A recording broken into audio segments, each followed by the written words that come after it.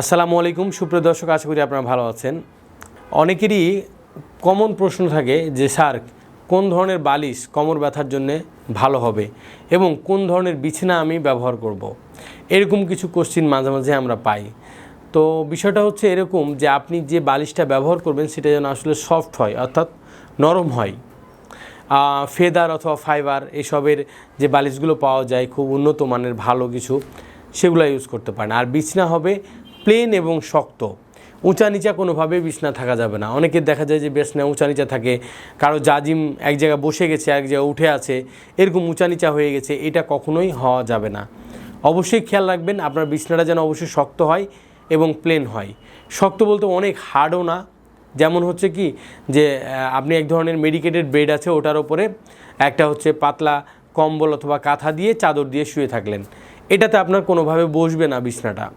তো এটা হচ্ছে আপনার যারা হচ্ছে কোমর ব্যথার পেশেন্ট বা যারা কোশ্চিন করেছেন, এটা আশা করি উত্তর পেয়েছেন যে কোন ধরনের বিছানা বা বালিশ ব্যবহার করব। আরেকটা কোশ্চিন খুব বেশি পাচ্ছি ইদানিং, যে কলার ব্যবহারের ব্যাপারে। ঘাড়ে অনেক সময় আমরা কলার ব্যবহার করি, অনেককে দেখি রাস্তাঘাট ইচ্ছা মতো সবসময় কলার ব্যবহার করতেছি। রোগ ভালো হয়ে গেছে, সুস্থ হয়ে গেছে, তারপরেও কলার ব্যবহার করছি।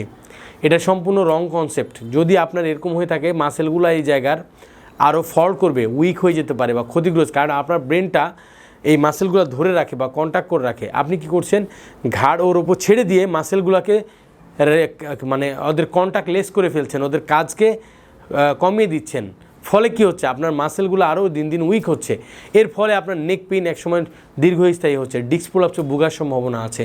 হ্যাঁ, কলার একটা নির্দিষ্ট টাইম পড়ার একটা সময় আছে। যেমন জার্নি করছেন, লং জার্নি, আপনার ঘাড়ে ব্যথা আছে বা ঘাড়ের ডিস্ক প্রলাপসের সমস্যা হয়েছিল, একটু পড়লেন, পড়ে আবার খুলে দিলেন। আবার দেখা যাচ্ছে যে অনেকেই দেখি যে বাসায় আছে 24 ঘন্টা ম্যাক্সিমাম টাইম, কেউ হয়তো বা তাকে বলেছে কলার ব্যবহার করেন, 24 ঘন্টা ব্যবহার করছে। 24 ঘন্টা ইমার্জেন্সি টাইমে ব্যবহার করবেন। অর্থাৎ হতে পারে যে আপনার সিভিয়ার পেইন, ঘাটটা এভাবে মুভ করতেও কষ্ট হচ্ছে বা একটু ঝাঁকি খেলেও ব্যথা হচ্ছে, তখন হয়তো বা 24 ঘন্টাও না, হয়তো বা রাত্রে শোয়ার সময় খুলে দিবেন, বাকি টাইমগুলো ব্যবহার করতে পারবেন। অন্তত যখন দেখবেন খুব এমার্জেন্সি, এটা হতে পারে 6 দিন, 7 দিন, 2 দিন, 3 দিন, 5 দিন এরকম। এরপরে খুলে দিয়ে আপনি ফিজিওথেরাপি বিশেষজ্ঞকে দেখান, ফিটনেস তৈরি করুন এবং ভালো থাকুন।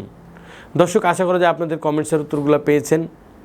আজ এই পর্যন্তই। সুস্থ থাকবেন, ভালো থাকবেন। আসসালামু আলাইকুম।